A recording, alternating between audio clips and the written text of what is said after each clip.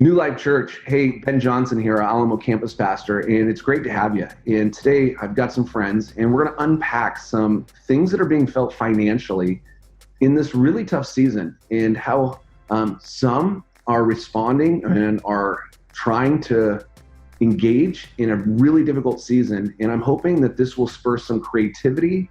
I'm hoping it'll bring some encouragement, as well as I pray that it'll bring a word from God for you in this crazy season.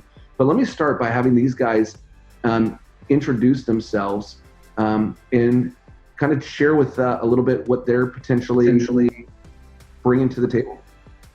Toby. Yeah, I'm Toby Woodowitz, small business owner. Been in New Life for about 15 years, and I'm usually found at the Alamo campus. Rich. Hi, I'm Rich Estrada. I'm a business owner of a construction company, and I'm also at the Dublin campus and been there for about 8 years. Mark. Hi, everyone. My name is Mark Strauch, and our family has been a part of the Alamo campus family for about 10 years, and I'm a private equity investor. Perfect. Hey, Toby, I'm going to hop in and begin with you. And this last year started out really, really well for you as a company. Give me a little glimpse of what the last few months have looked like for you guys. So we were on track to have a record year. You know, everything was fitting together. Great sales. Last couple of weeks was just before this all happened. We were just crushing it, and it was awesome. We were right on track to hit our goals and have a growth of 30% over last year. Okay. So yeah, it was looking great. You bet. And yet the last few days and even weeks have significantly changed that. What's going on now? Yeah, so we made the call. I met with my team, and we made the call to shut things down and just take a break until this thing is over. So we went from having really great revenue and really great sales to zero. Yeah. Zero both. So small business, that's never a good thing. So I was actually it was interesting. I was on a call with one of my buddies that I get advice from, and he just said, "Hey, time to call your creditors." And I was like, "Oh, great idea." So I just got on the phone, and in about 3 hours time, I got a hold of all my vendors and let them know what was going on today. I'm in this shelter at home shutdown, and we have zero revenue. So, what are you guys doing? And they said, "Oh, let me give you a 30-day break in that. And if you need something more, let me know." There was no hard negotiations. It was like I was talking to a friend. I was surprised how well it worked out. Okay. So in about 3 hours, I reduced my monthly cost by about $24,000. Okay. Now, just a quick thought. Do you believe a lot of people or most people are doing things like this? I think some are, but I may or may not have thought about that if my buddy didn't tell me to. So yeah, I think it's absolutely okay to do it. It's I think we have to look at these people as our business partners. We're their customer, and if my customer calls and tells me they're having a challenging situation, I'm going to work with them. So, Toby, I had talked with Pastor Doug. He called me a couple nights ago about this, and I said, I'm in. And he said he'd had a conversation with you about some practical things as business owners. What can we do? And he mentioned what you were doing. And next day, I've got this huge insurance bill that's due that I had to pay on Friday. And I told our controller gal, I said, "Hey, can you call them and see if maybe they can either push the payment back or maybe we can pay half of it?" And so she did, and it saved us $18,000. Yeah. We still had to pay a pretty good chunk, but it was just one phone call, one savings of $18,000. And I know that there's businesses, there's companies out there that want to help small businesses. And whether it's your mortgage lender or your credit card company or PG&E or whoever, I know for me, I'm going to start calling them all on Monday and see if we can push a payment or two back. And I'm sure that we're going to get a lot of help just making those phone calls. So that's a great idea. Great idea. And by all means, this doesn't mean the debt goes away. This doesn't mean that everything's taken care of and months down the road, you're going to be fine and everything's easy. It's just gaining you a little bit of time, because things could look so different 30 days, 60 days from right now, that sometimes just figuring out what we need to do over the next few days gives us better peace for what we're going into. Yeah, absolutely. Doug, I think Doug's devotional was just think about the next 48 hours right now.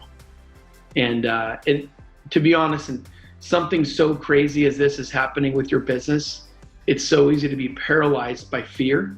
And I think you just got to take a bite size that you can bite and do what you can. And the rest of it, take care of tomorrow. You bet. Appreciate it, Toby.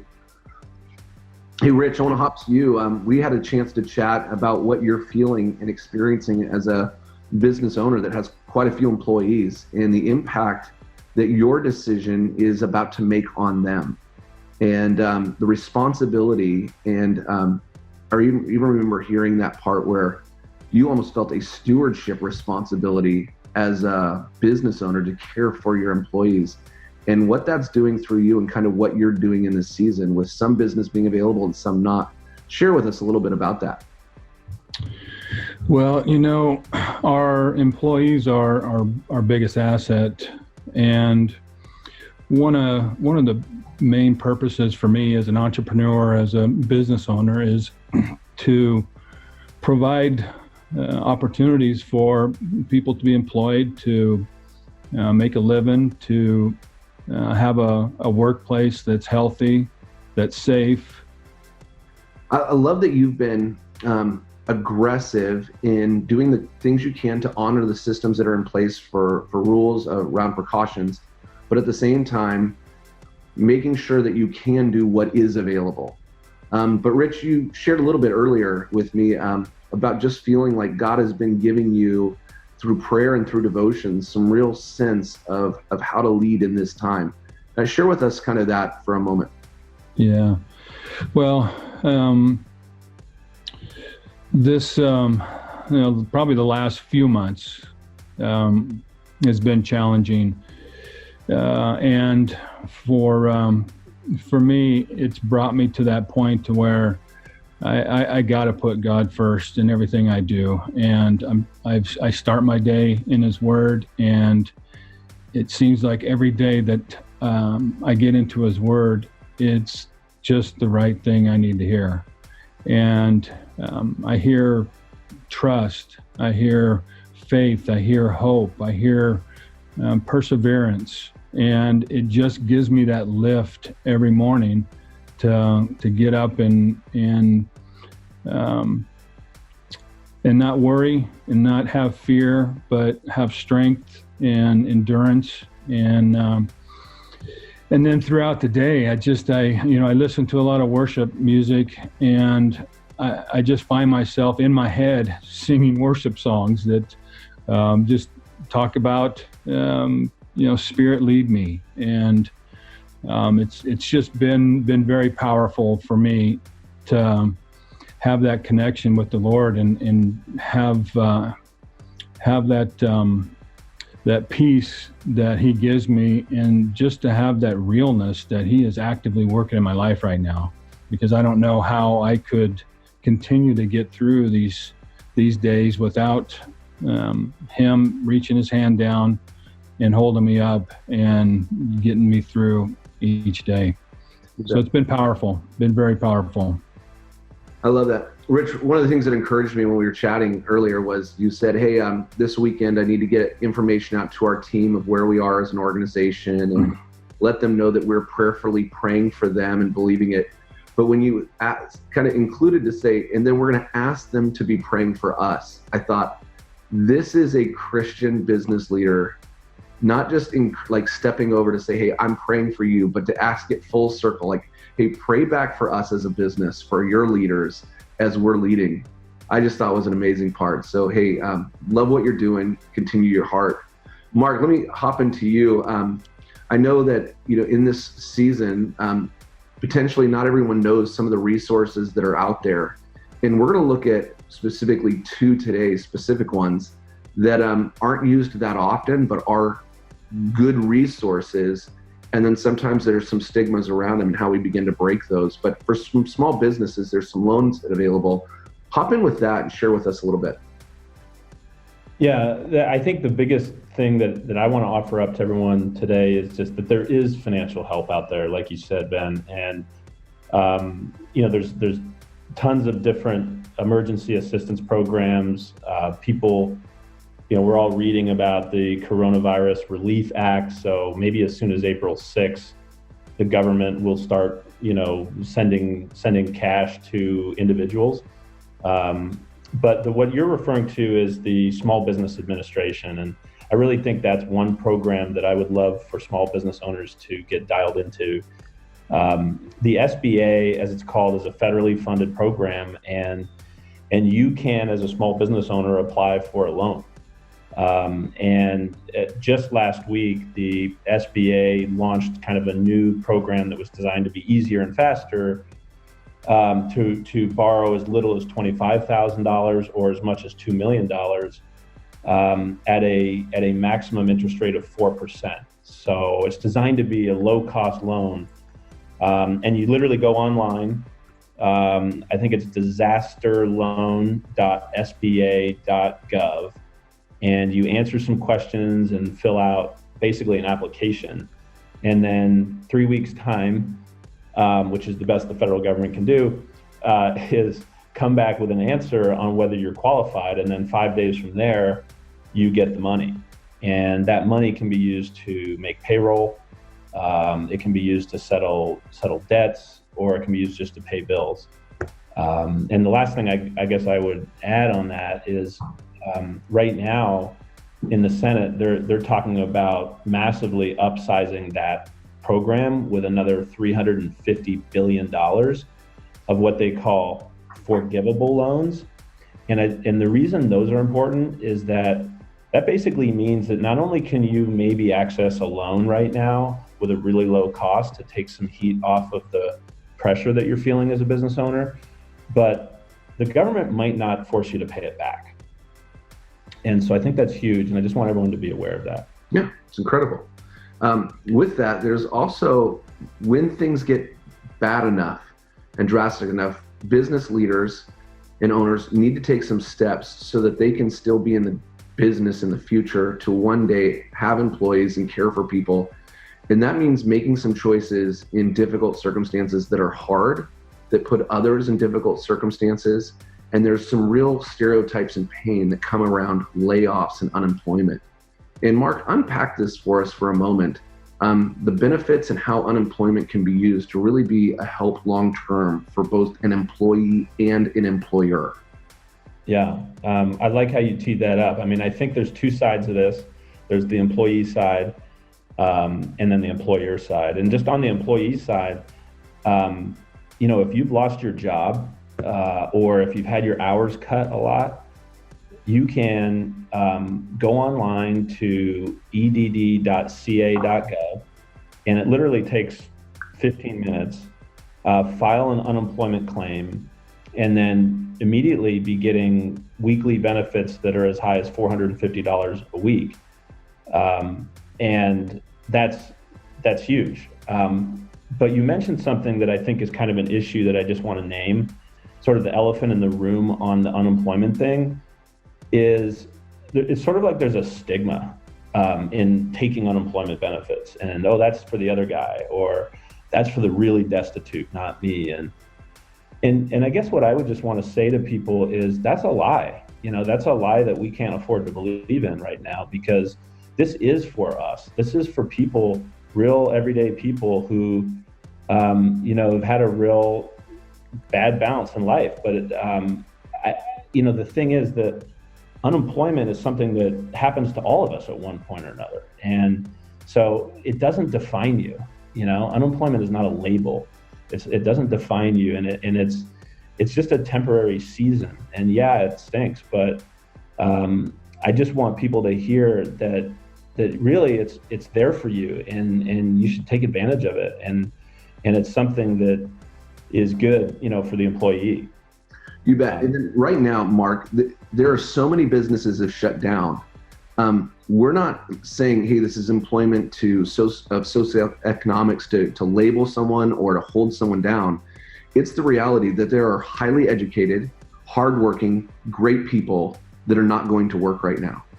That are trying to provide for their family, trying to provide resources and everything that's going on. And so we realize when something has hit our country and really our world so significantly right now, it's just something we have to watch and guard. Yeah, for sure. And you touched on the other side of it too, which is, the employer side of it. And that's something that I just feel kind of called to speak to here. And listening to Toby and Rich and really all the other business owners out there, you are carrying an unimaginable load, and you touched on it already. Whether it's a financial load or an emotional load to take seriously the Christian responsibility and the commercial responsibility to provide for your employees, and that's real. And I honor that and admire that, and our whole community honors and admires that. But I think if there was something that I would want to say to those business owners in this moment, and you kind of heard this a little bit from Toby and Rich already, is that something that I don't hear a lot of people talking about, which is, the winner is the survivor. And, what if you elected to pay your employees for 2 or 3 more weeks because you were endeavoring to do the honorable, servant leadership thing, but that put so much financial pressure on your business that you had to close your doors and shut down. On the other hand, what if you sort of view your real calling, like Rich talked about, as sustaining your business so that long term you can employ even more people? And so the thing that comes up for me on the employer side is just, if swallowing hard and temporarily laying people off is what it takes, then maybe you need to do that.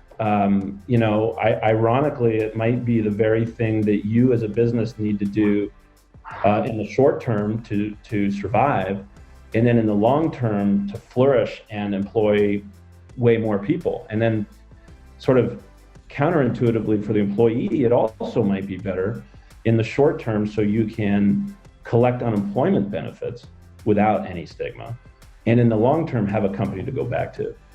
And so I think the sun will shine again, and we know as believers that God is our provision. And so if we can just win by surviving now, we can rehire those amazing people back later. And I guess that's something that people don't talk as much about, that maybe we should be thinking about on the unemployment side. Mark, you mentioned the SBA disaster relief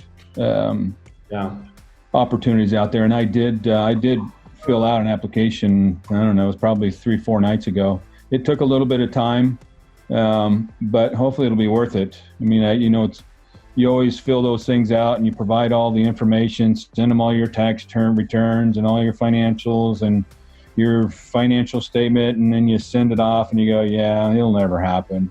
I know. And I just kept telling the Lord that, you know what, you're gonna bring a miracle here, because this is one of those where if you can just orchestrate this to work for us, it could really help us get through this hump. So I have done it, and I would encourage, anybody out there. It takes a little bit of time, but knowing that we're not the only ones in this situation, and the government is trying to reach out and help and put a bunch of money into this, that whether it's a little bit or a lot or none, I don't know, but it is assistance that's out there. Spending a bunch of time filling out forms and telling the government all of my deepest financial truths is not my idea of a good time either.